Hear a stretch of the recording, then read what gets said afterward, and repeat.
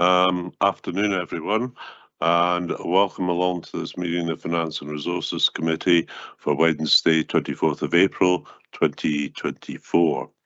The original intention was to start at 1 o'clock, but we thought it best to defer until 2:30 because it just wasn't clear, and it did seem to be quite a packed agenda for scrutiny and performance this morning. And I think it would have been, if we'd gone just straight into this meeting, it really would have been possibly overload. So hopefully you've had those of you on.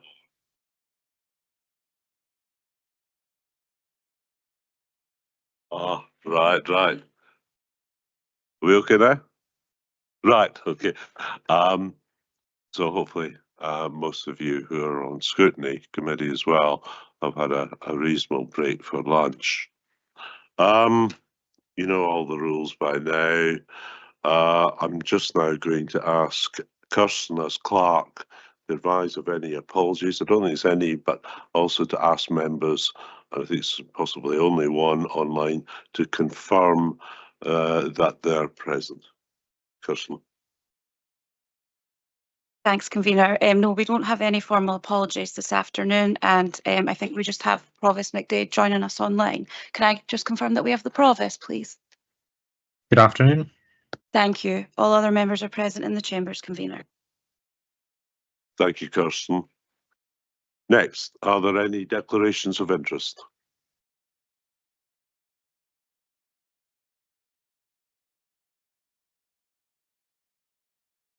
I can see none. So we now move on to the minutes of the previous meeting, and that's from Wednesday, the 31st of January this year. Does anyone have any comments or criticisms? Okay, can we agree the minutes? Thank you. Next point is the outstanding business statement. As you can see, the agenda today basically consists of the three conventional papers: revenue, capital, and treasury. But on the outstanding business statement, first of all, does anyone have any comments to make, any thoughts? And then I want to say something in relation to Tayside contracts. Okay.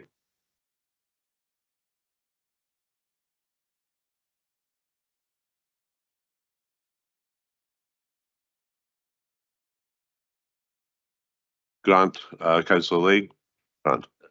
Thanks, Convener. And it was actually up there before you said you were going to make a comment about Tayside contracts. The question is that we as a committee voted to ask and for you to write to them and ask if they would consider setting up a scrutiny committee.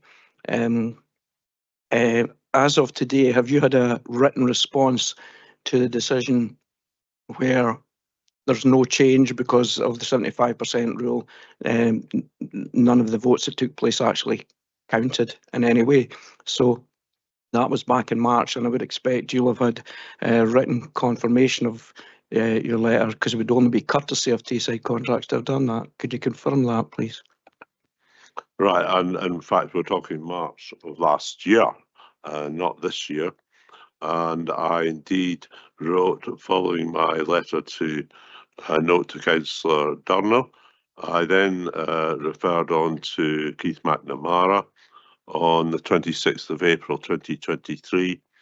I did get a response from Keith McNamara on the 20th of April, and he stated that I can confirm that what we put forward has been discussed with the convener and the vice conveners, and a report will be prepared for submission at the Joint Committee on 19th of June. However, subsequent to that, I have not received any formal response from any officer of Tayside contracts. As you're probably aware, I'm not quite sure what came up at Scrutiny and Performance Committee this morning, but certainly yesterday with the briefing session, that was confirmed to me that no response has been sent and I think that's unfortunate. Obviously, one was aware of the more recent meeting of Tayside Contracts, the joint committee. I think that was in March. I know Councillor Lang was at that, and the possibility of setting up what was a separate and distinct scrutiny, performance, audit committee. We didn't set out in crossing the T's, dotting the I's, but there was a need, we believed, from the executive subcommittee last year to have a scrutiny performance audit subcommittee, and that was rejected on above all on the 75% rule. So that is the position. I can write again, but it really, I've just not had, and I can't do anything about it, had a formal response. Maybe I should have been jumping up and down at them, but I think it is for them to formally respond. And it is for a business with a turnover, or an entity with a turnover of just under 100 million. You know, I think the size and the scope of the enterprise, that it does matter. So that's where we are. Bailey Ahern. Thank you. Can I just clarify from what you said there, that the last written communication you had was June last year, and you're not expecting something for June this year? I got a response from Keith McNamara, simply responding to my email of 26th April 2023. And it reads, "It was great to see you and other former colleagues at the Finance and Resources Committee. I can confirm that this has been discussed with the convener and the vice conveners, and a report will be prepared for submission to the Joint Commission on 19th of June. Now, I don't sit on the Joint Committee, but my understanding quite clearly was, I think it was last month, the committee rejected the idea, and above all, it's because of the 75% rule, but I've not received a written response. In which case, Just to clarify, it came to committee, Tayside Joint Committee. Last year, it was voted through 8-7 that the scrutiny committee would be formed, and that was how the meeting ended. And then we were informed the next day that because they don't have votes very often at Tayside Contracts, it's mostly for noting the papers, that there was a 75% rule. So it then came back to committee with a recommendation, and not to have one, but have a different sort of scrutiny set up, and that again failed on the 75% rule. But they've not written to this committee at all since nearly a year. yeah, I think that's my point. The fact that we've got people here that sit on Tayside Contracts is not the point. You wrote a letter and you've had no response, and I think you need to write back and say that's not good enough. I mean, even if the response didn't say anything, at least they responded. But just because they're probably relying on the fact that we have members here that sit on Tayside Contract is not good enough. And I think, as well as finding out what's going on, you need to write a strongly worded letter to say exactly that point. Okay, I will do so. But, you know, obviously with those two meetings that had been held, I was aware of the position. I also asked at the briefing session yesterday, so I did get a verbal response. But nonetheless, yes, you're right, and we ought to have a formal written response, because I think it is a serious matter.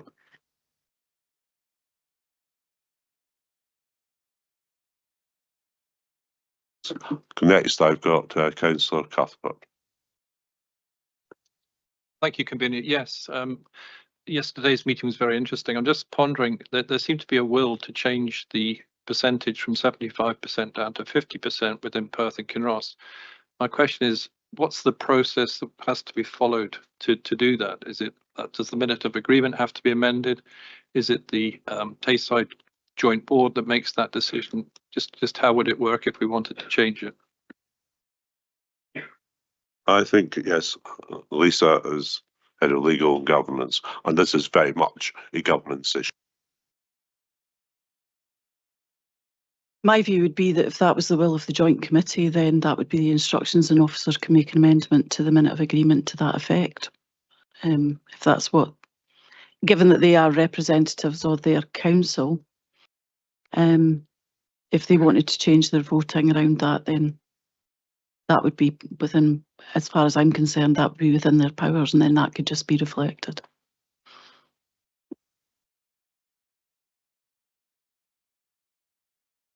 So I think we've got to discuss amongst ourselves. I'm more than happy to send off a strong letter, although I knew what the position was from members on the committee and also from the briefing session yesterday. I did get a verbal response, but yes, I think in terms of formality, and I suspect we should have a written response, whether it comes from Keith McNamara or another officer, but it's got to be, I think it has to be from Keith McNamara. And I think we want to look at methods whereby we can take, if possible, matters forward. And I think your point about the minute of understanding, you know, which I think was last changed in 2016, and prior to that in 2004, I think that basically requires the agreement of all three councils.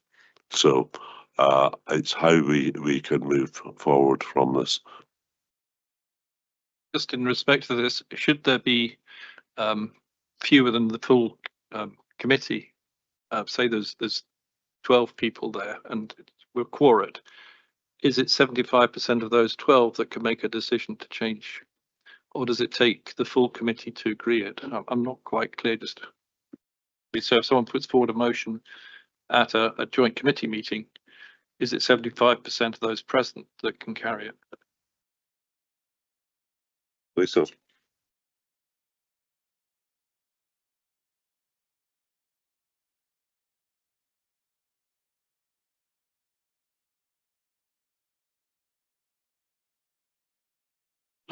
Councillor Stewart, you're indicating it's 75% of those present rather than of the total committee, but let us clarify on that. Okay.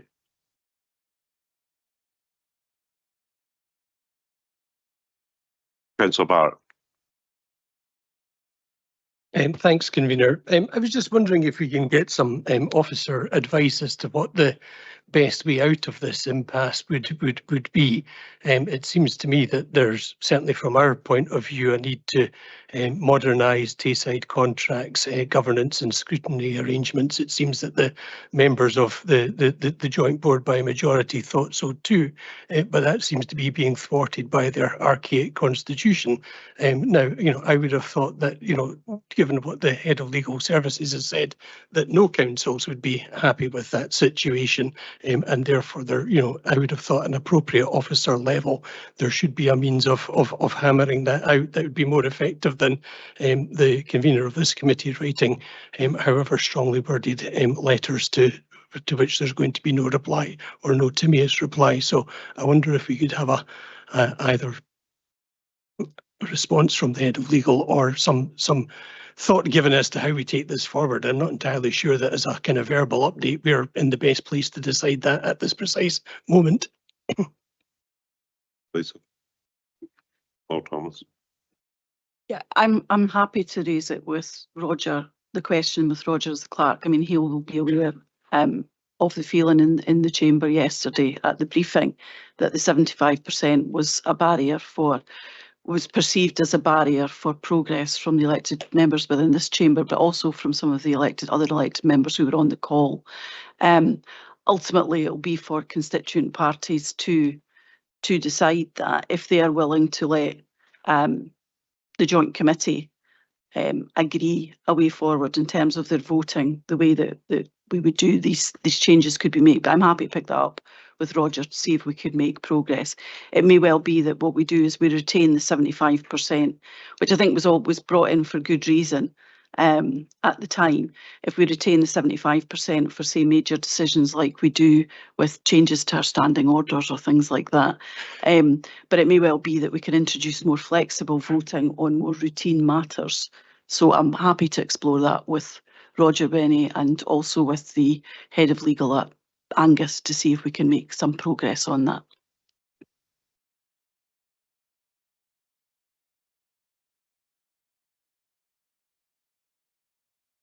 I note the comment from Councillor Colin Stewart about yesterday, Roger Menny, the clerk to the joint committee, saying that 75%, it's 75% of those present and voting. However, we'll clarify on that. I think we need to clarify on the legalities. Can I now call on Provost McDade, or I think you were just purely you couldn't hear what was being said, Provost McDade. Can you hear now? Yeah, it was just Lisa's answer. I couldn't hear. I can hear everyone else. And I've heard Lisa since as well. It must just have been the first use of her mic. It didn't pick it up for some reason. Okay, thank you, Provost. Right, I think where we are now, the action has been, the initial action, you could say, has been completed, but it's not been completed. I think we need to look at the legal position. I think it's, obviously there was the two meetings of the joint committee. The most recent one several weeks ago, as you know, it was carried, but not. But the 75% rule wasn't obtained. So I think we amongst ourselves, I'm quite happy along with the Councillor Lane to try and progress this.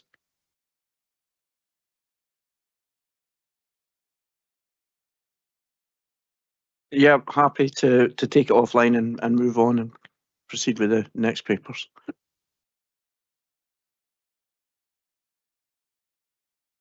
Is there anything else in the outstanding business statement?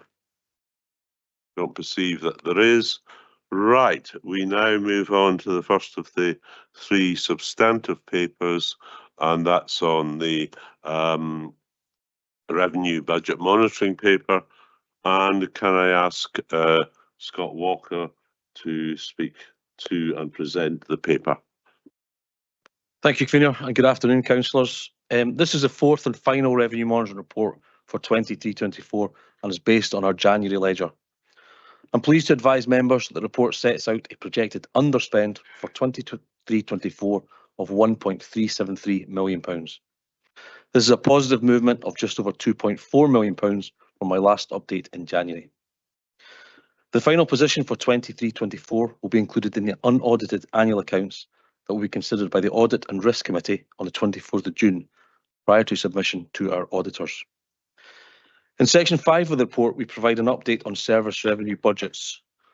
But before I provide some commentary on individual services, there are 2 points I'd like to make at this stage. Firstly, as has been the case for earlier monitoring reports, the 23-24 information has been presented based on the previous council structure. And secondly, the revenue monitoring demonstrates that, consistent with other councils, we continue to experience staff recruitment and retention issues in certain areas of service delivery. Whilst there are obvious financial implications of this, there may also be wider consequences on performance, on delivery of our strategic objectives, and increasing pressures on remaining staff. In Education and Children's Services, we're now projecting an underspend of £2.543 million. The two main drivers for this movement are, firstly, additional staff slippage, and secondly, a further improvement in the income and expenditure projections for catering services. The other movements across ECS are summarised in the table at paragraph 5.7. Devolved school management budgets are projected to underspend by £349,000, which represents around 0.3%. And currently, we're projecting a £100,000 underspend on the pupil equity fund. Across the community service, we're now projecting an overspend of £373,000. This includes the projected gross cost of significant weather events in 23-24 of £2.213 million and assumed income from the Bellwyn scheme through the Scottish Government of £1.415 million. Therefore, weather-related expenditure is currently projected to have cost the council £798,000 in the current financial year, which is reflected in this update and consistent with the terms of the Belwyn scheme. I can also now advise the committee that since the report was published, we have received £1.274 million in funding from the Scottish Government. This is 90% of the claim and in line with the terms of the Belwyn scheme. The other movements across communities are summarised in the table at paragraph 5.15. And in corporate and democratic services, we're now projecting underspend of £228,000, following favourable movements in income and energy costs. In section 6, we provide an update on our corporate budgets, which includes the Health and Social Care Partnership and the Council Tax Reduction Scheme. Section 7 provides an update on council tax and non-domestic rates collection levels. This includes our final in-year council tax collection rate of 97.53% for 23-24, which, given the economic challenges facing households, is extremely positive. And to that end, I'd like to thank Lynn Brady and the staff in local taxes teams for their efforts in delivering this impressive performance. Section 8 includes commentary on our ALIOs and the Housing Revenue Account. Section 9 includes information on additional revenue support grant and other grants for 23-24. Section 10 sets out adjustments between budget headings that result in no change in the level of council spend. And Section 11 includes updates on our reserves position, where we're seeking approval for transfers in and out of several earmarked reserves, including culture, transformation and council approved expenditure. Elected members may also recall that through the budget process, we identified that the insurance fund was under pressure with the rising cost of premiums. Given the projected improvement in our finances for the current year, I'm therefore recommending that we make a £1 million non-recurring contribution in 23-24 to the insurance fund in advance of the recurring contribution that takes effect from 25-26. On the basis that the proposals within the report are agreed, our earmarked reserves are projected to reduce to £24.133 million and our unearmarked reserves increase to £16.858 million or 3.7%. And finally, at paragraph 11.19, I'm proposing that on completion of the draft annual accounts, if our level of unearmarked reserves exceeds 4%, then the excess would be applied to the Transformation and Workforce Management earmarked reserve. So to conclude, and apologies for a couple of typos in the conclusion section, based on the January 24 ledger, we're projecting an underspend of £1.373 million, and on the basis of this projected underspend, and the proposals within the report, we're currently projecting unearmarked reserves of £16.858 million, or 3.7% at 31st of March 2024. Colleagues and I are available to answer questions. Scott, thank you very much. Right, we shall now proceed to questions. And can I take, first of all, Bailey? Thank you. The question's about 5.1.1 about the catering service underspend of just over £750,000 there. I'm hoping someone can help unpick my confusion about this one, because if I'm reading this right, I might have inadvertently lied to my children last night when they were asking me why we had to take a cut to the quality of the school meals. So hopefully someone can help me out of that hole.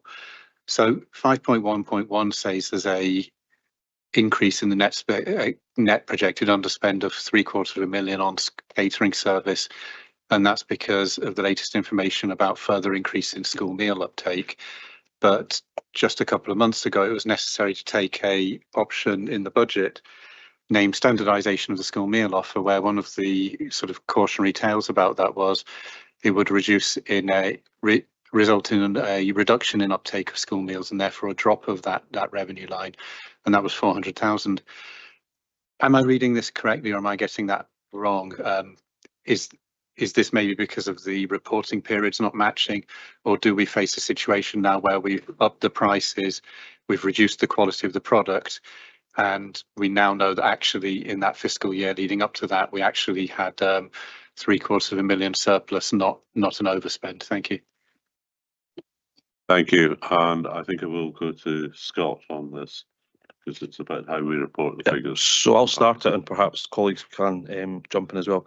There's a lot of a story here because back in November, this committee applied additional funding to Education Children's Services for the Tayside contracts pressure that we were made aware of at that time.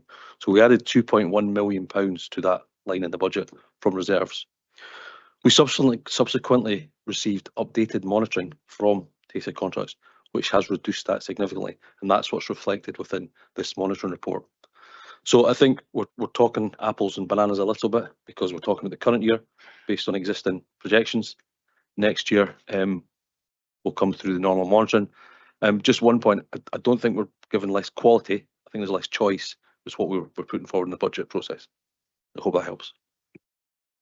Okay, that clears it up, and I'm relieved I've not misled my own children, so that's good. So if I understand it correctly, then there was a big amount of extra cash put into that pot when we thought there was going to be an overspend, and this is some of that coming back, but notwithstanding that, the actions we took at budget were valid because there was still an ongoing challenge in the money there. Okay. Yep. Okay, thanks. I'm going to turn to Councillor Drysdale now. Thank you, convener, and thank you, Mr. Walker, for your report. I just wanted to ask a question around the section on communities and the table that's set out at 5.15 and the notes at 5.17 and 5.18 below, and make reference to your verbal update regarding the funds from the Bellwyn scheme. I just wanted to clarify, firstly, in relation to 5.17 and the costs of the severe weather over autumn into winter 23, the costs are set out there, and it seems to me, and please correct me if I'm wrong, that the Bellwyn scheme, as I understood it, was enacted in relation to Storm Babette in between Christmas and New Year, rather than to the events of October. But correct me if I'm wrong in that. But if that is correct, that would imply that the financial impact on the council at this stage of 798,000 relates to the October 6th, 7th event. Just wondering if you can confirm that and advise whether or not we anticipate that to be the final position, or whether there may be more uninsured losses to come. That's part one of the question, and part two of the question, slightly shorter, you'll be glad to know, is in relation to 5.18, which sets out the updated projections in relation to Perth Harbour and events income.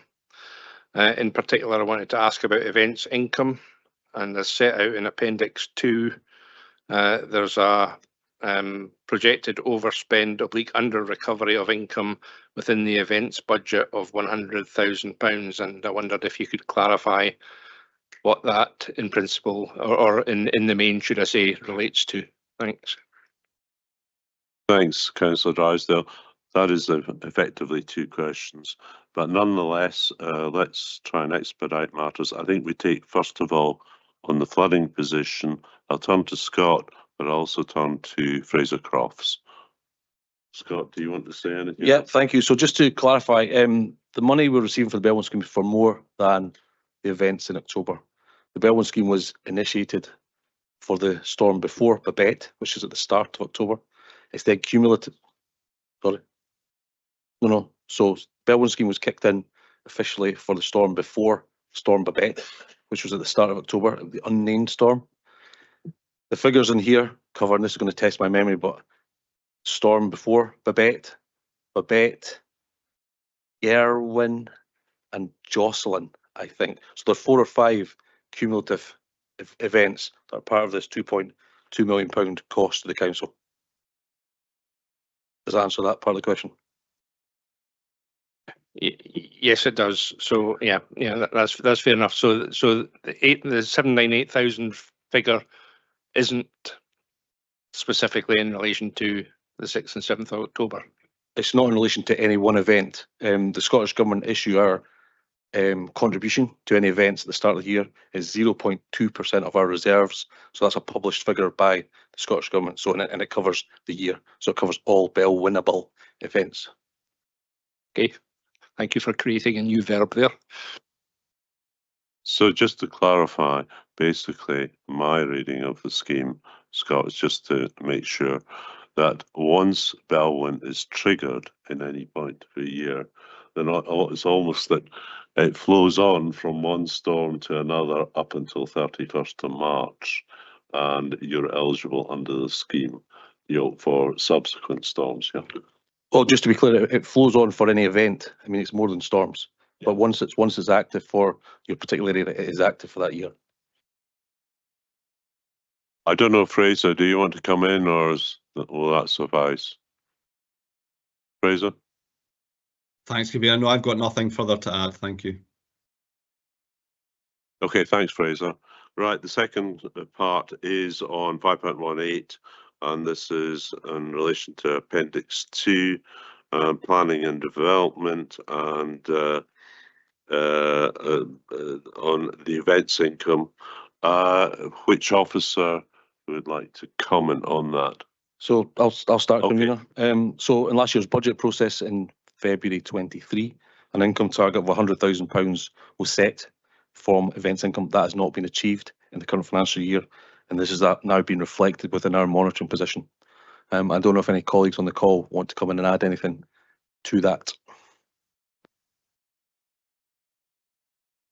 Is there any other officers want to?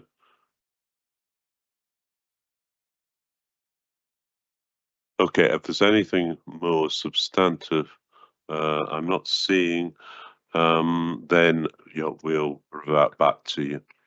That's fine. Oh, sorry, Convener. Caroline France. Caroline, thanks.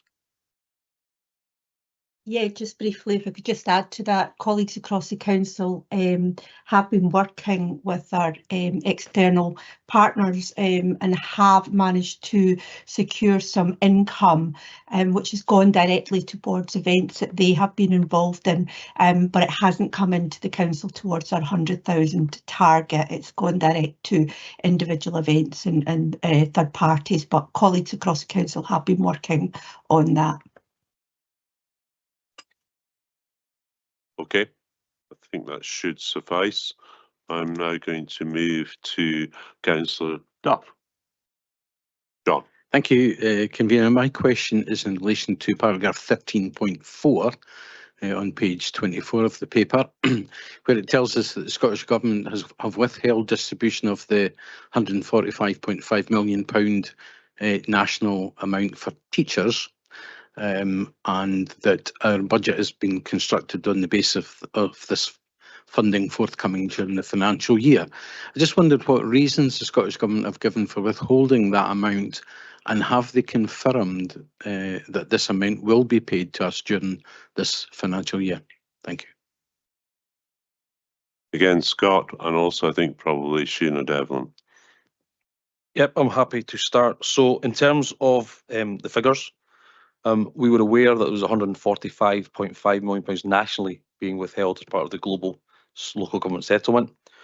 Recently, we received confirmation of our share of that figure, which is £3.625 million.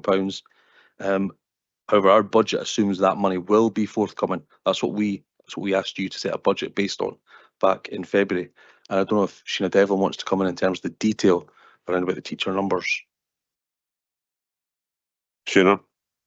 Thank you, Scott. Thank you, Convener. In relation to the situation around that, members will be aware that before January, in fact, it was in December 23, all local authorities were written to, where there had been a reduction in terms of the numbers of teachers that had been identified at the census in 2023, and 50 local authorities wrote back to the Scottish Government setting out the mitigating circumstances that accounted for that. Since that time, there has been quite a bit of toing and froing in terms of correspondence between Scottish Government and COSLA leaders on this matter. in relation to understanding where the target for maintenance of teacher numbers will be set for the forthcoming year. And my understanding is that that will be a matter of discussion at COSLA leaders on Friday. And so beyond that, I'm not able to give any information. Thank you. Thank you. Thank you, Convener. Whilst we're in that vicinity of the paper, can I point out at 13.5, there seems to be an action missing against the environment of the capital grant to communities, 139,000. There's no action below that for approval in today's paper, but that's maybe just a slight omission. But if it needs to be added, then just to draw that to your attention. Thank you. Scott. Yeah, apologies for that. There should probably have been an action there, but I mean, it's covered in terms of the recommendations approving the adjustments in section 13. So thank you. Okay. Next is Councillor Barrett. Peter. Thanks, Stuart. Thanks, Stuart. I wanted to ask a question about Appendix 4 and the housing revenue account projected outturn. And my question was really about the third paragraph, which is the overspend of £279,000 in the Letham North and South area. And it was really to ask if we were satisfied that there was adequate financial and management controls operating in that area. Some of the items where there's overspends detailed surprised me that they were things that were unbudgeted, such as IT costs and staff costs. Obviously, events can happen with the decant costs relating to burst pipes of 44,000. Although I noticed that there's another 69,000 related to burst pipe expenditure in the Perth City and Specialist area. But for garden maintenance, overspends of 31,000 and cleans and grass cuts of 64,000. That's effectively £100,000 more than spent than budgeted being spent on tidying up gardens. And I thought that those were, activities where expense related to income and to budget and wasn't a on-demand service. Councillor Barrett, thank you. I think here, and there's quite a lot of detail it's on page 39 of your papers. Obviously, just to point people to it about Letham North and South. There's quite a lot of detail here. I think I'm going to here in first instance go on to Elaine Ritchie. Elaine.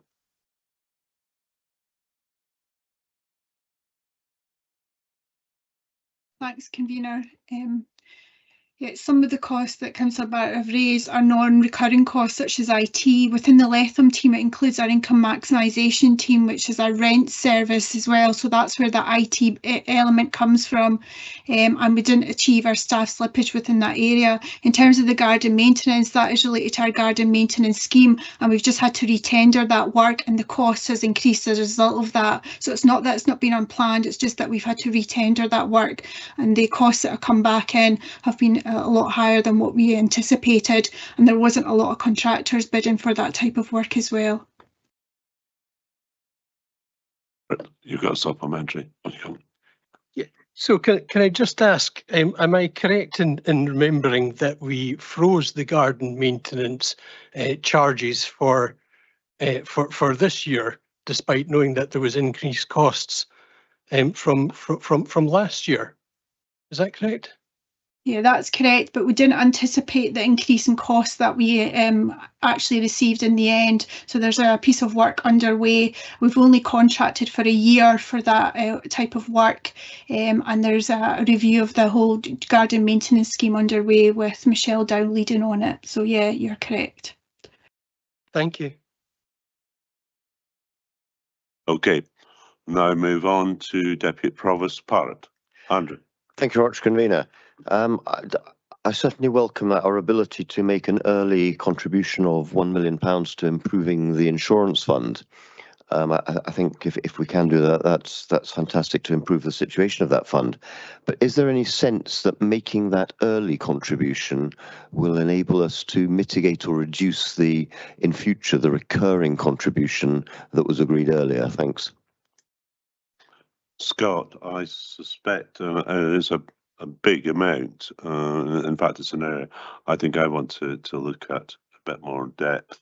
But Scott, perhaps it might be either yourself or I'm thinking possibly either Donald Coyne, Kevin Fraser. No, not yourself. Okay. Yeah, I mean, it's simple answer is no, it doesn't affect, or this is a one-off contribution to effectively cash flow the insurance fund to keep it running till the £800,000 kicks in on a recurring basis from 25-26. So it doesn't offset the pressure that you built in already. Okay, thanks. Okay. I move to Councillor Duff for his second question. Councillor Duff. Thank you, Convener. It's in relation to paragraph 518, where it talks about overspending in relation to, amongst other things, Perth Harbour. And having taken the decision over a year now to close the harbour, I wondered if we could tell us when we anticipate that it will be closed and what are the ongoing annual costs for it in the meantime. Thank you. I think here probably Fraser Crofts. Fraser?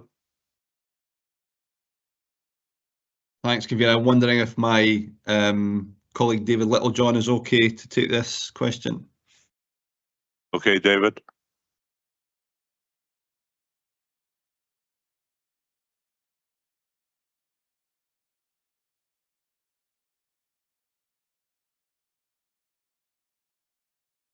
Okay, Caroline, can you use this?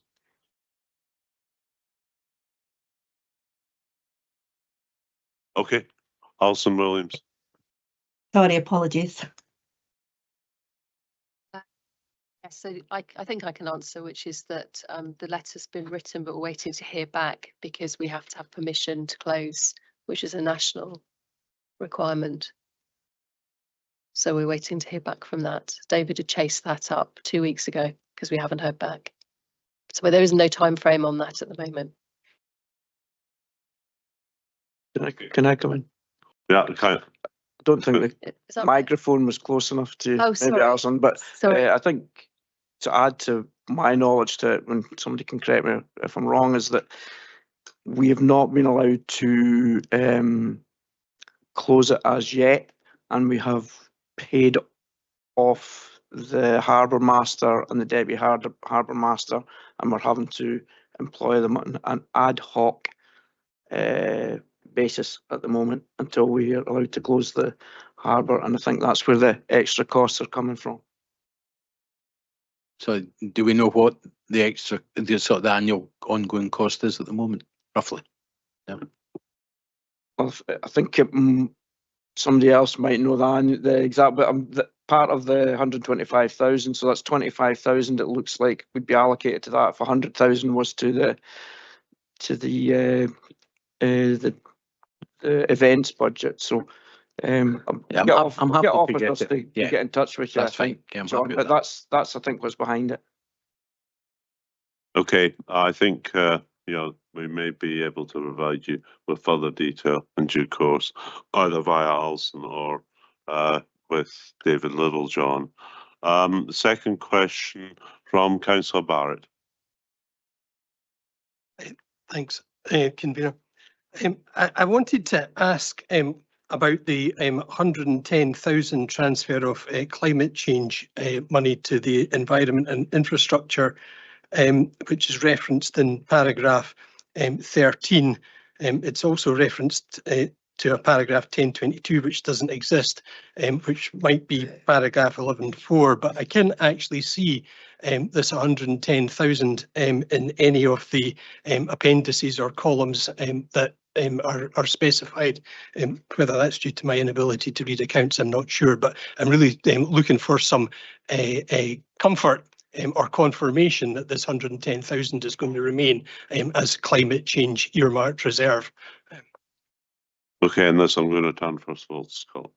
Yeah, I can provide that confirmation. It's in the movements and reserves columns in both 23-24 where we take it out of the service, and it's in the movement reserve column in 24-25 we put it back into service in order to take it forward or leave it in reserve. But it's in an earmarked reserve. We have an earmarked reserve for climate change activity. Yeah, I mean, it's in the column 5 of Appendix 9 and column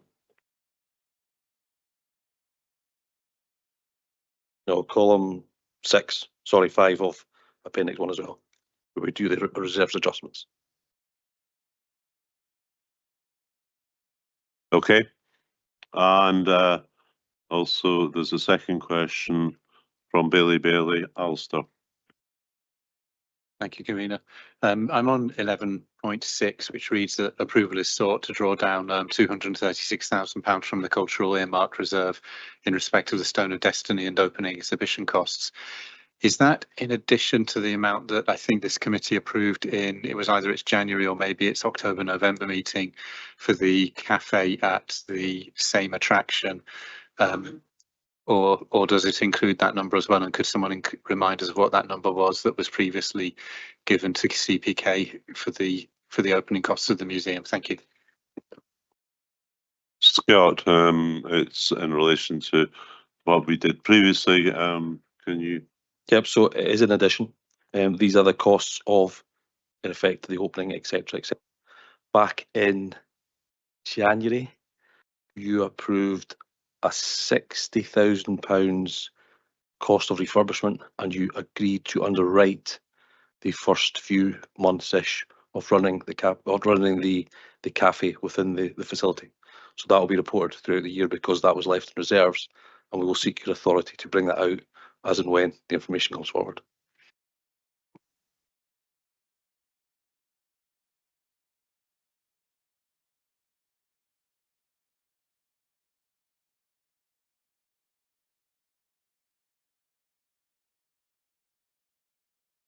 Taking a little while to come through on my computer, but Alison, did you want to add anything in relation to Appendix 6? No, it was just Alison to say O'Brien. that's where you'll see the climate change, the reserve earmarked there. Okay. It's listed.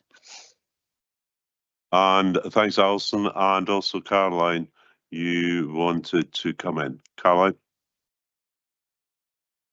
No apologies, Convener. It was just about the cultural reserve, but Scott's answered that. So Okay, I'm now going to move this report. I can see no further questions. Right, fellow councillors, this is the final revenue monitoring report for 23-24. And as you can see, it's based on the January ledger, so it is fairly recent. Other reports were even more up to date. I think Scott Walker has already given us a detailed commentary on the contents of this report. I'm very pleased that we are now reporting a projected underspend of 1.37 million. We'll know the full position a bit further down the road. And I think it demonstrates the strength of our financial management and of our team. I'm grateful to the Chief Executive and all the staff of PKC for their really strong efforts in managing budgets. And it really has had to be a question, especially over the last year, 2 years, of tight lines. We've got to be on top of things as far as we possibly can going forward. I'd like to draw the attention to several matters. First of all, I really would join with Scott in thanking Lynn Brady and her team and the whole of the local taxes team. I think in any normal year, an in-year collection rate of over 97.5% would be quite fantastic. However, at a time, a cost of living crisis period, and it really is even more impressive. We don't know where we'll stack up for 23-24 yet relative to other local authorities, because it's only just after 31st of March. But I think once again, we're going to come out as being very strong indeed. And I think it really is a reflection on just how good our local taxes team is. So well done. I also welcome more than £1.5 million of additional funding from the Scottish Government for the last financial year. I also note the application of funding from our earmarked reserves to support the opening of Perth Museum. And I think you'll know that I've certainly been quite involved in the whole project. I think we've got off to a flying start. It's been quite remarkable the last few weeks, but it'll take time to really settle down so we've got an idea on the figures, and not just for Perth Museum, but also for the art gallery. But there's so much more. And I also do thank my two colleagues on the Board of Culture, Perth and Kinross, Bailey Ahern and Deputy Provost Parrott. And I think we're probably quite looking forward to our board meeting this Friday coming up. It really was a really landmark moment for Perth City, but not just for Perth, but for the whole of Perth and Kinross, because the museum is about the life and the artifacts of the two counties, and we don't forget that. Finally, I also note the adjustment to the 24-25 budget with almost 8 million of additional funding there for the Scottish Government. Finally, I really do look forward to seeing the financial position when it's reported to the Audit and Risk Committee, and that'll be on the 24th of June. The papers there, I think, Councillor Illingworth, should be out about the middle of June, and that'll give us the actual definitive position as at 31st of March. But without further ado, I move the paper, and I'd like to ask for a seconder. Thanks, convener. Again, the officers and I think decisions made by elected members across this chamber have put Perth and Kinross in as strong a position as it can be in the fiscal situation we face. The figures that please me most is that we're looking at 3.7% in reserves, possibly going over 4%, which is a strong position for a local authority, and I think many other local authorities in Scotland would be happy to have such a strong position in reserves moving forward. So I think I'd like to thank the financial officers and all the teams who've managed their staff and the slippage targets, etc., to put us in this position. But also I think some of the decisions that have been taken within various committees and chambers have helped put this local authority in a reasonable fiscal position moving forward. So I'm happy to second the paper. Thank you, Councillor Lane. Grant, we'll move on to comment now, and I've got Councillor Barrett. Peter? Thanks again, convener. I'm grateful to Councillor Duff for asking the question regarding Perth Harbour, because it was one that I was certainly going to go and ask. I think unfortunately we're now in the situation where Perth Harbour is the financial wound that won't stop bleeding, and we're in the bizarre situation that every time a boat comes in we hemorrhage even more money. So I think it is imperative that we get a response from the Scottish Government, and I know that their record on all things maritime is pretty poor, and I don't particularly want to ask the Leader of the Council to write yet another offer letter, but I do think that we do need to ask the Leader of the Council to use his best endeavours to try and get an early decision and resolution on Perth Harbour, because it is ridiculous that every time a boat comes in, we have to spend more money. Thank you. Thank you, Councillor Barrett, and your points are noted. Can I ask Councillor Rebick for comment? Thanks, Convener. Just a brief comment. I think it's 5.14 that Pupil Equity Fund is mentioned. I think 2 points worthy of note briefly, and that is that the £100,000 underspend, if you like. I think it's really important, as I've said before, that if you were being pedantic, I think the wording says that they've been instructed to spend it. I think it probably should be instructed to spend it, or at least commit to spending it, because the nature of the beast with Pupil Equity Fund is some of the money is spent on physical resource, some of the money is spent on human resource in terms of school supply staff, and it's become really important actually. And often because of this disparity between the academic year and the fiscal year, sometimes that money is committed but not necessarily spent, and I think that's probably true of most of that £100,000. So it's just important to note. And if I can also briefly say that I think in the 7 or 8 years since Pupil Equity Fund was introduced in 2017, and it was very new, and school leadership teams weren't entirely sure as to what they should be spending the money on. I think since then it's evolved, and I think it is important to note how imaginative and constructively that Pupil Equity Fund is now spent by our leadership teams in our schools. It's actually become quite crucial in some of our schools. It's become really crucial in recruiting and retaining support staff for our teachers. So I just want to place in my record that my thanks to the imaginative way that some of our head teachers and leadership teams are using Pupil Equity Fund. Thank you.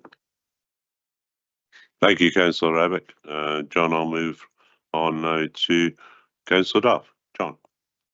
Hi, thank you, Convener. Just some brief comments from myself. I'd also like to welcome, like you, Convener, the milestone that was reached when Perth Museum was opened. I think it's a fantastic attraction facility for the City of Perth, and I look forward to hearing about the good progress that it will make in the coming months and years. Secondly, also can echo the comments of Councillor Barrett with regards to Perth Harbour. It is a situation which needs to be addressed, and hopefully that will happen in the not too distant future. The one comment I would like to make is I didn't ask a question about it, but I noticed that we are overachieving in terms of our slippage targets, which, whilst it's good for the balance sheet, it does have a consequence for our services and our staff, and hopefully we are keeping a close eye on the impact of slippage within the council. And finally, just to thank Scott and his team for their usual high standard of report in terms of revenue funding. Thank you. Thank you, John. I think probably final comment, Councillor Drysdale. Thank you, Convener. Yeah, I'd just briefly like to echo the comments made by Councillor Laing in relation to how fortunate we are to have a position within this council, a financial position within this council that is safer and more robust than very many of the other local authorities in Scotland. Councillor Laing has kindly delegated to me the duties of attending COSLA leaders, for which I am indebted, and through that, in the last year or two, I've listened to comments from leaders of all political persuasions across Scotland, and also listened to input from south of the border as well. And it's clear around the United Kingdom, pressure on local authorities is enormous, and it's testament to the financial management of Scott and his team that we are riding the storm, so to speak, in in the way that we are, and I have every confidence that we'll do everything that we can to ensure that that continues. So thanks again. Thank you, Eric. Right, there being no further comments, I just would like to add on Perth Museum again is also to thank Helen Smout and the team at Culture Perth and Kinross for what they did, and also Perth and Kinross councillors, in particular Fiona Robertson, who's been with the project. I'm not sure exactly how many years, but I just think it's important because it is such a landmark moment. I'd also mention, and I haven't yet been to see, I must go up over the next couple of weeks, is to welcome the opening of the Crannog Centre in Highland Perthshire. And we have provided, as a committee, some support at 1 and maybe 2 points in the past. And that really is also an important project in terms of our overall offering in Perth. Right, I'm going to move the report. I just make the point, and Scott has taken note on the action required part on service spearments, and if we're happy to accept that, I now indeed move this report. Are we agreed? Approved? Yeah. Thank you. Right. Now we're getting on there. Right, the next paper, and with this time it again will be presented by Scott Walker, and that's the paper on the capital budget. Scott. Thank you, Convener. This report provides an update on progress with the Council's approved capital budget and housing investment programme based upon expenditure to the 29th of February. Paragraph 4.2 advises elected members that, consistent with earlier capital monitoring reports, this update only refers to 5 years from 23-24 to 27-28. Financial years 28-29 and 29-30 that were approved by you earlier this year will be included in the monitoring that will come to the meetings starting in September. As with the revenue monitoring report and previous capital monitoring reports, this update is based on the previous council structure.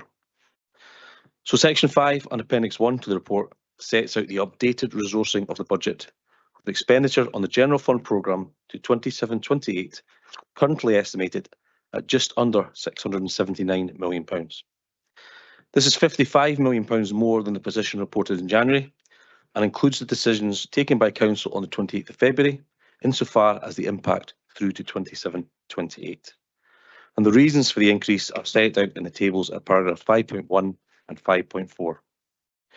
The Council's borrowing requirement in 23-24 is now estimated at just under £110 million, which is a net reduction of £32.2 million since January 24 and reflects the rephasing of expenditure into future years as set out in the report.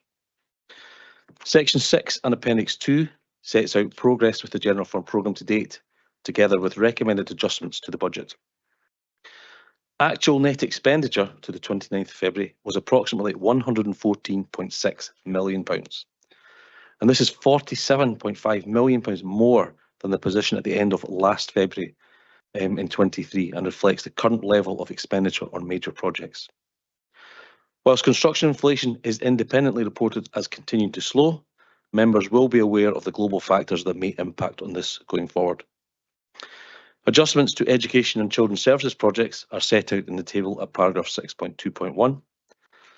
Several adjustments to communities projects are set out from section 6.3, and there are two significant rephasings within this area.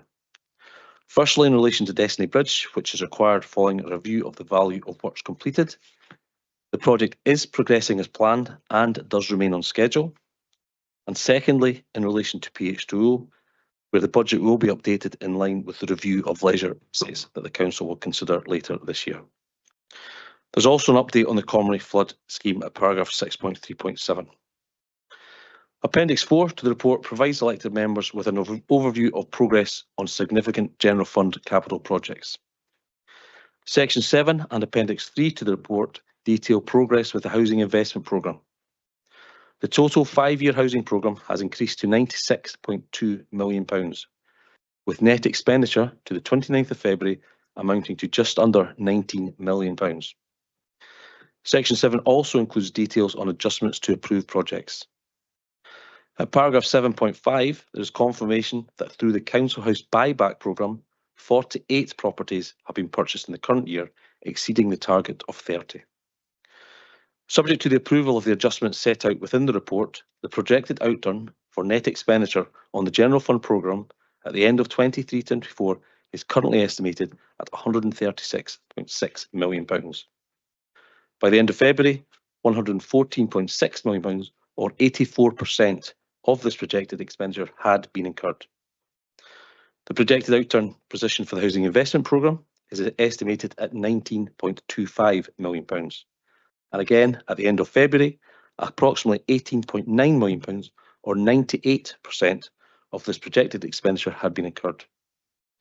As members will be aware from both this current and previous reports, there are significant financial challenges in delivering the Council's capital ambitions at a time when the Council is already on site with several major projects and borrowing costs are higher than they have been over the past decade. The Council took steps to begin to address this when it set the revenue budget on the 28th of February, and this will be kept under review. Colleagues and I are happy to take questions, Convener. Okay, do we have any questions?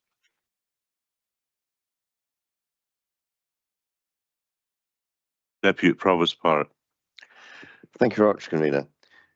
The amount of £15 million being rescheduled with regard to the Crosstay Link Road is not insignificant in the context that it's about, as I understand it, 10% of the total cost.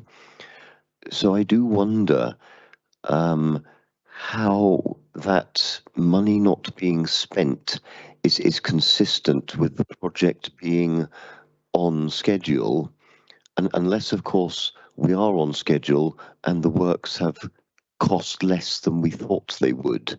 I'd be grateful for a steer there, because I'd admit to something not quite adding up for me at the moment. Thank you.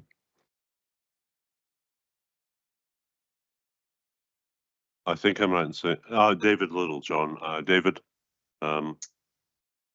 The project remains on schedule because the complex capital project, there at any one point in time, there are different elements of the work being brought forward, pushed back. And I think the 15 million was largely in relation to weather-related events. It was incredibly wet earlier in the year, and that did cause some delay to the end of the piling contract. However, the programme does remain on schedule, and the bridge remains on schedule to be completed on time. Okay. Thank you, David. Thanks. Andrew?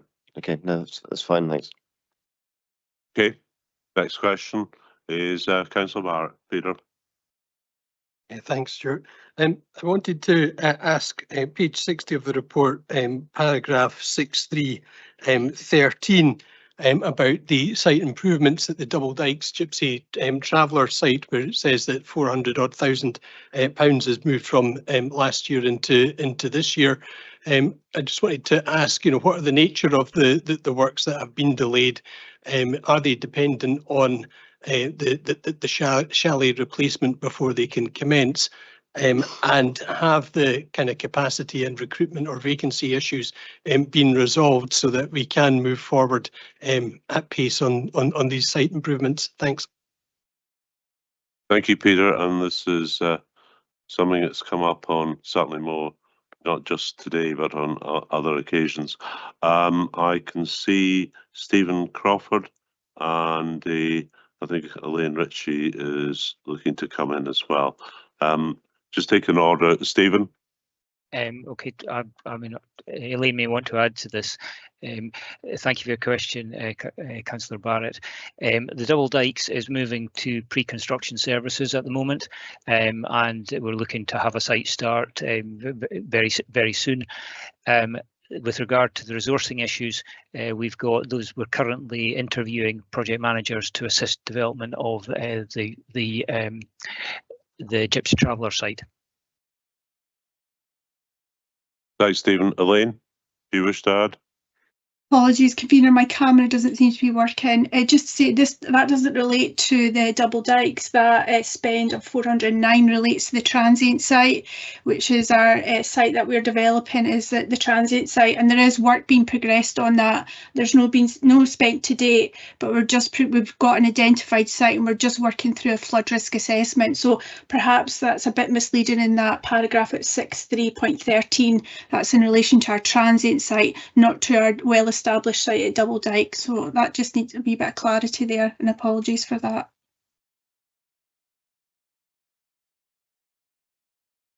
Elaine, thank you. Right, I think there will be further updates on this front, and there have been hold-ups, and I think we recognise the importance of the whole project. So, Councillor Barrett, you're quite happy that we'll continue to provide updates. Councillor Duff, John. Thanks, convener. My question's in relation to paragraph 6.3.5 on page 58. I think it is off the pack. Right at the bottom there, it talks about two figures of £324,000 and £368,000. And the paragraph also talks about two or three different things: the A985 road junction, the Crosstair Link Road Destiny Bridge, and the Bertha Park Link Road. But it's not clear in my head anyway what these two figures refer to in relation to that paragraph. So just looking for some clarity as to what the 324,000 and 368,000 relate to, please. I think David Littlejohn again.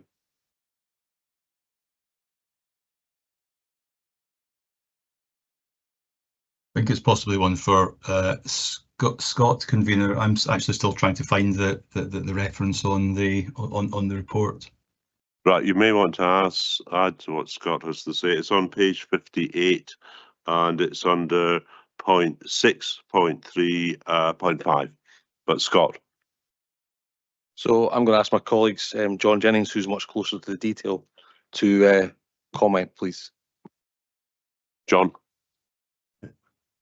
Yeah, these figures refer to the phasing of the budget into 24-25 and 25-26, both of which are coming from a future year of 27-28.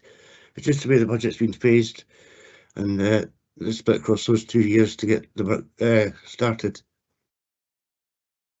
John, thank you. But does the figures relate to the Bertha Park Link Road, yes, or is it to do with? It is to do with the Bertha Park Link Road. Yes.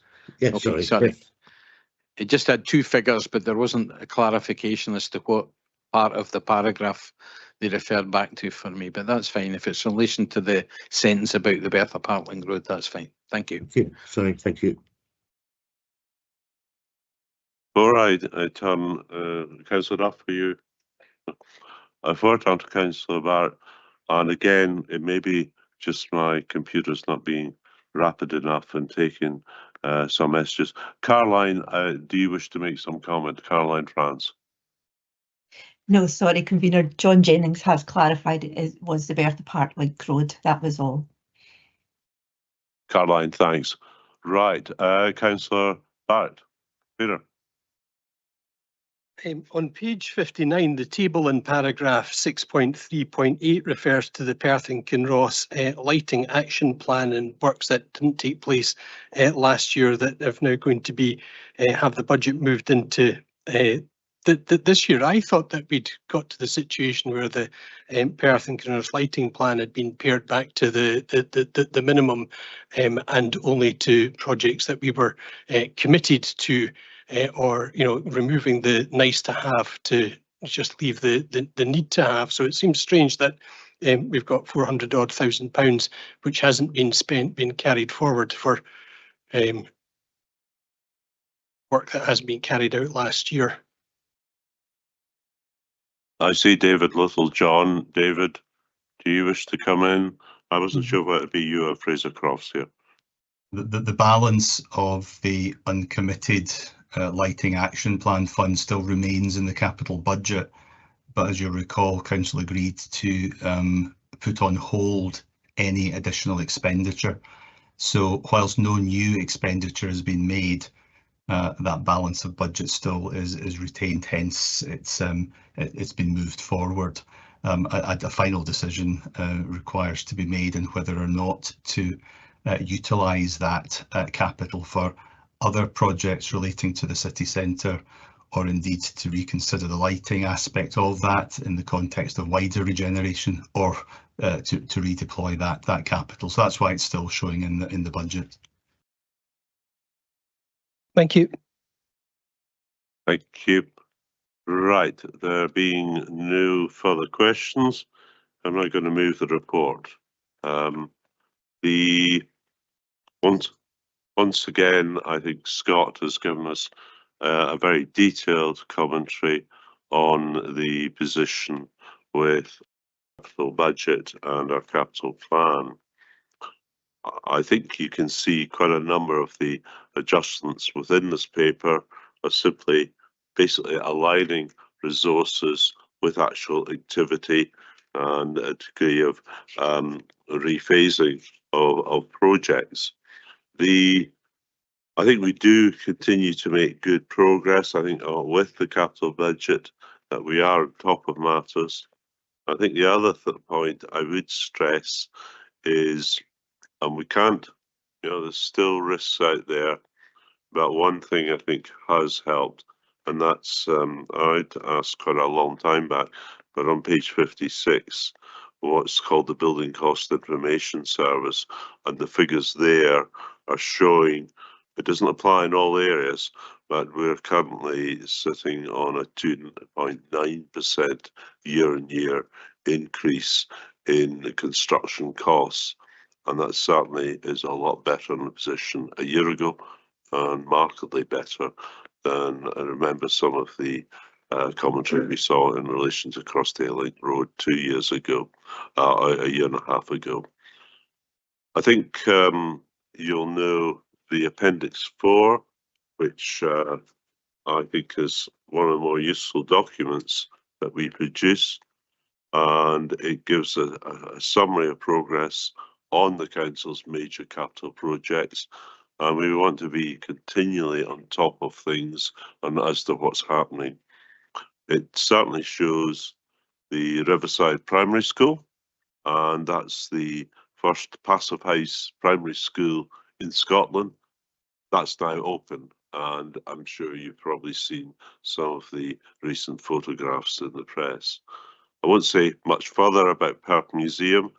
It's attracting a wide range of visitors. I would though mention Perth Art Gallery, where I think there's been quite an improvement and enhancement made, especially with the new Ferguson Gallery. I think that's very attractive to see as well. Let's not forget the Blairgowrie Recreation Centre. It's been deferred and held up for so long. That's going to open in December this year, and with full completion, I understand, by Easter 2025, and that's great news. Destiny Bridge, that remains on track for opening in the spring of next year. Don't have quite the date in spring, but probably less than a year from now, yeah, we're going to be able to use it. That's a huge advance.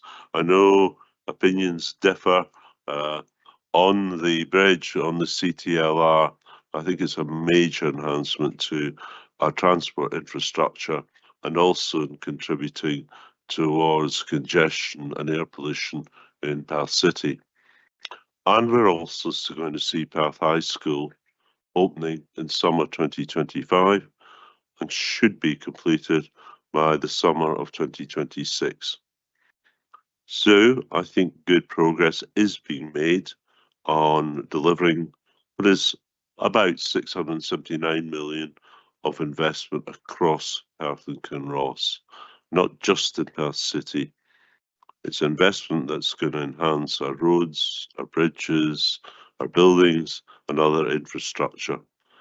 The investment, I think, will be welcomed by residents and businesses in Perth and Kinross. I'd also point out the report also sets out over 69 million of expenditure on the housing investment programme for the next 5 years. again, that's going to add and enhance our existing housing stock. I think one thing, and I'm sure Convener McEwen will also welcome immensely, is the update on the Council House buybacks programme. Our target initially had been 30. In fact, it's actually going to be 48. So that's a useful achievement. Once again, I'd just like to thank officers for really their immense efforts in ensuring delivery of the programme. So, can I ask for a seconder? Yeah, happy to formally second, and I'll just formally second it because I know Councillor Barrett will be anxiously waiting to get on to paper 7, his Treasury activity and compliance report. So for him, so I will move just second the paper. Okay, we do have 2 councillors with comment I can see. Councillor Duff.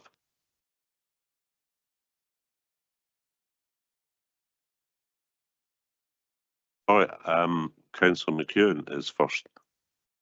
This one. Thank you, Convener. I've had people steal my questions before, but this is the first time I've had somebody steal my comment. I didn't even write it down, so I don't know how you read my mind. Yes, I do want to bring up the great work done by the housing team on council buybacks. You know, increasing the number of social houses we have is a great achievement for our council and a target that we want to improve on. Social housing reduces poverty, so the more social housing we have, the less poverty we will have in Perth and Kinross. Our housing team do everything they can to increase the number of social houses we have, and this is just one means by which to do this. And I think they're even now building relationships with conveyancing solicitors, and they are getting calls directly from them to purchase ex-council houses back from the current owners. And this sort of team working and collaborative working within the community is helping bring this forward. Thank you. Thank you, Councillor McEwen. Councillor Duff. Thank you, Convener.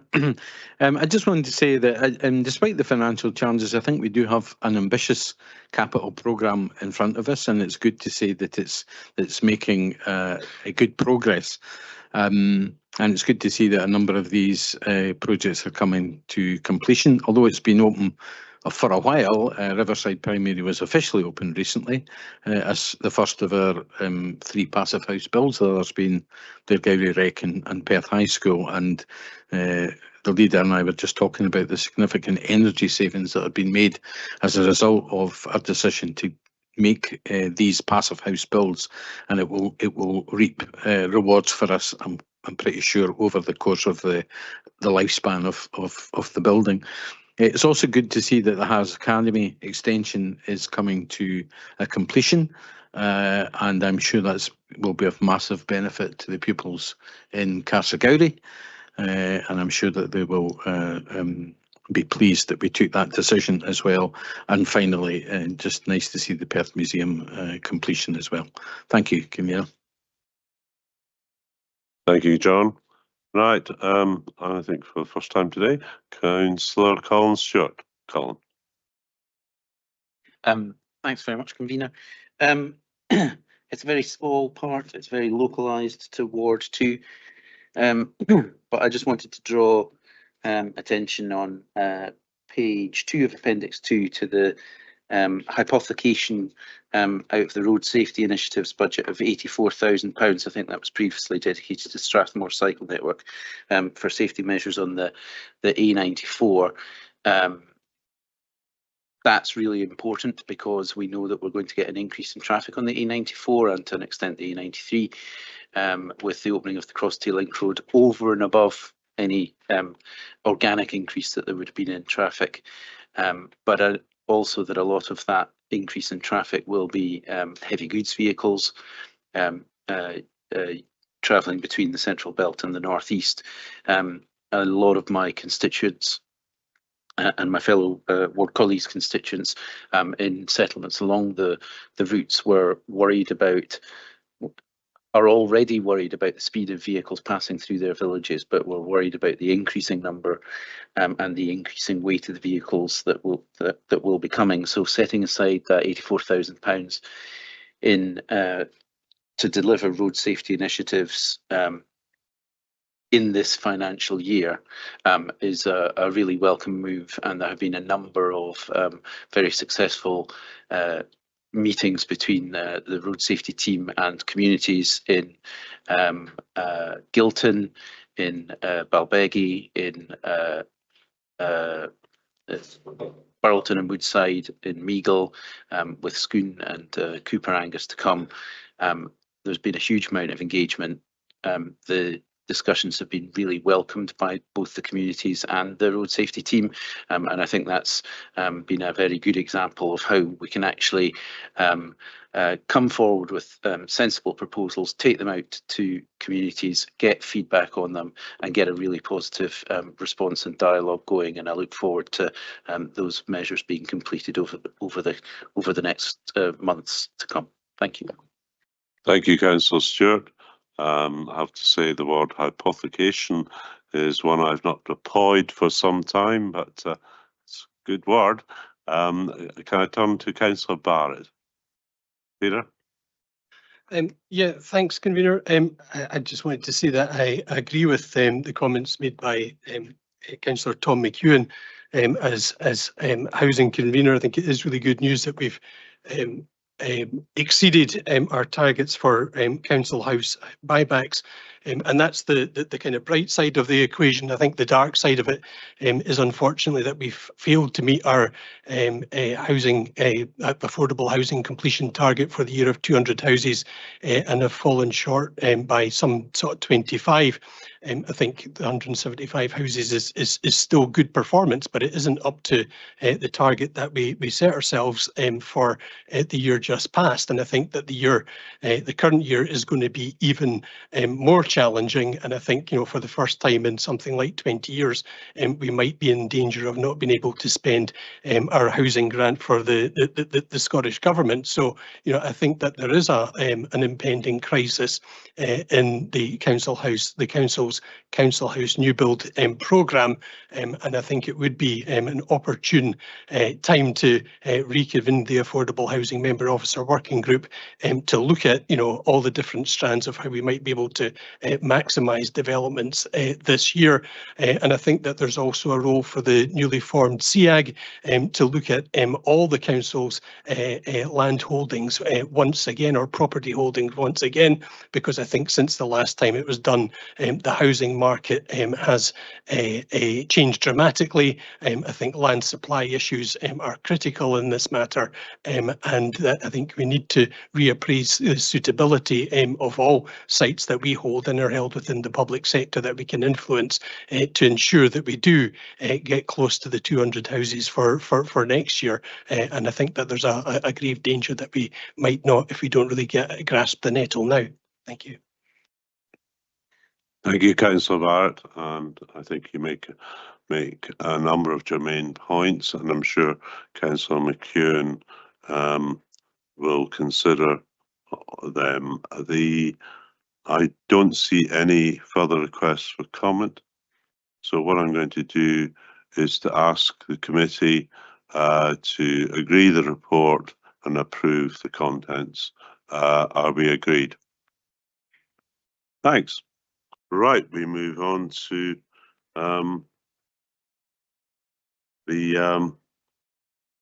what I consider to be an important paper. It doesn't often get as much coverage as some. We now actually have a situation where we report on Treasury function twice a year, according to the SIPFA rules, and also the annual report that we considered quite recently at full council. But I think it is important to know how our debt is structured, how we're positioned. I think it is really rather relevant. So I'm going to ask Scott Walker to present the report, but also I know John Jennings is online, and we heard him just a few minutes ago. Scott. Thank you, convener. In line with the earlier decision of the committee, this is a 6-month update covering the period 1st October 2023 through to 31st March 2024. Section 4 provides some wider economic context, including information on last week's inflation announcements. Section 5 focuses on the Treasury activity over the last 6 months. Specifically, we undertook 2 new PWLB loans totalling £30 million, which are summarised at paragraph 5.2. We were not required to repay any PWLB loans during the period, but did repay £140,000 to the Scottish Government for an empty homes loan. We also borrowed and repaid 1 short-term loan of £10 million, which was required to manage cash flow. Our long-term debt at 31st of March 2024 increased to £628.2 million at an average interest rate of 2.64%.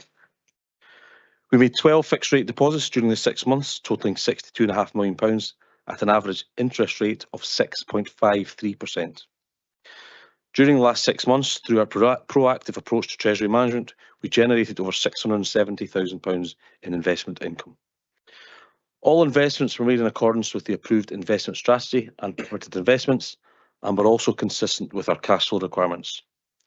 In Section 6, I provide confirmation that during the period there were no breaches in compliance with the approved Treasury Management Policy Statement. In Section 7, I provide an update on our investments and confirm that the investment strategy was applied in full during the period. And in Section 8, I confirm that the Council adhered to all prudential limits for the 6-month reporting period. The next update for Q1 of 24-25 will be included in an elected member briefing that we will issue over the summer. Colleagues and I are happy to take any questions. Thank you. Scott, thank you very much. Do we have any questions?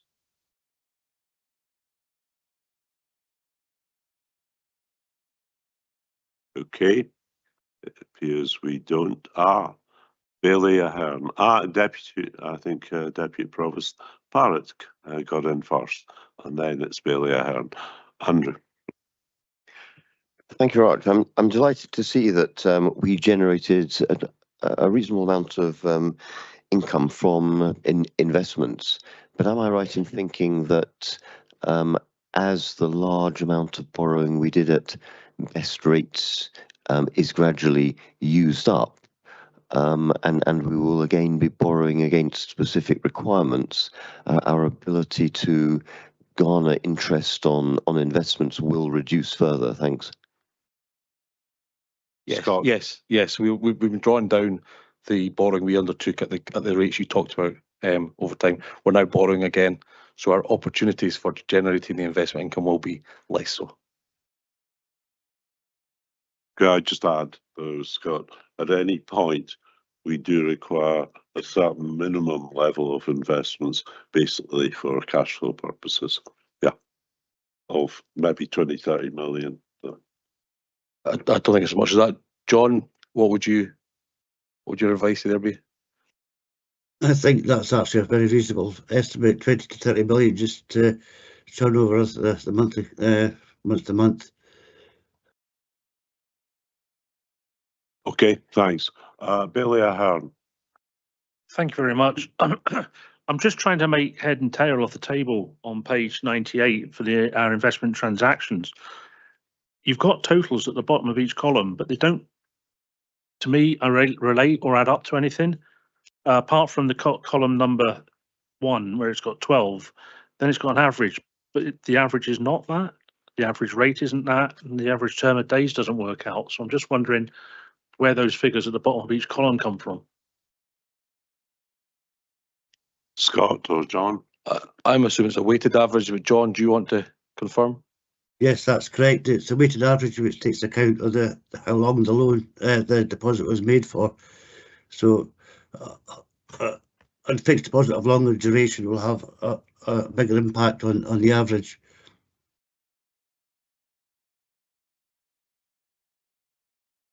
Anything further? Bailey Ahern.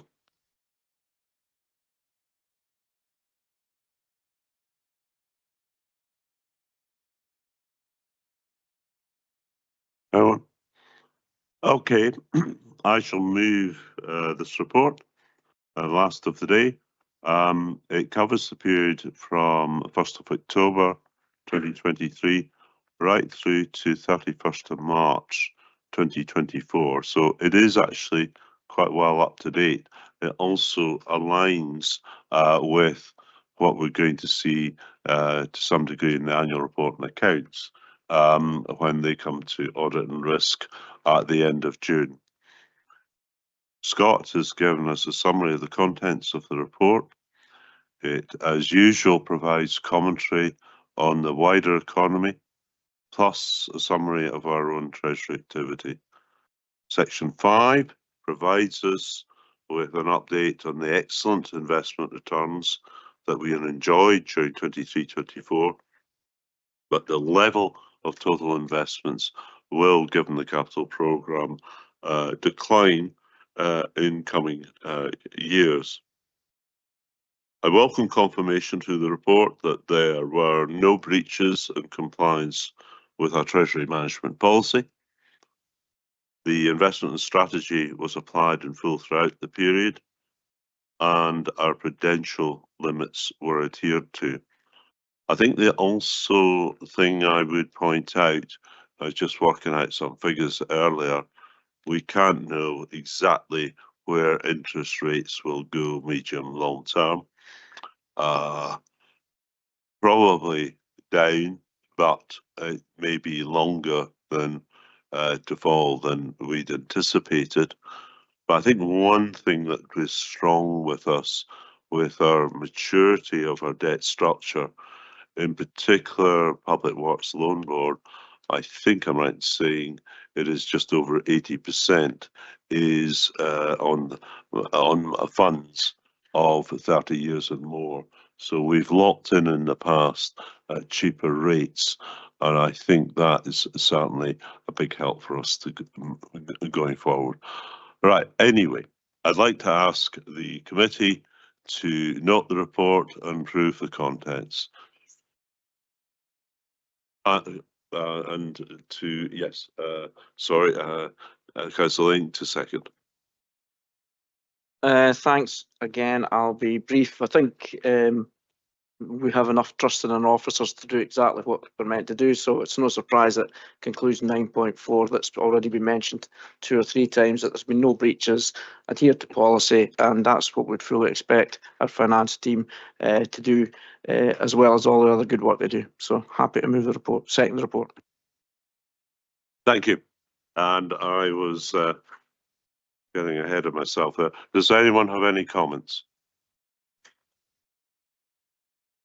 Okay, there being none, can the committee now approve, not just note, but also approve the contents of the report?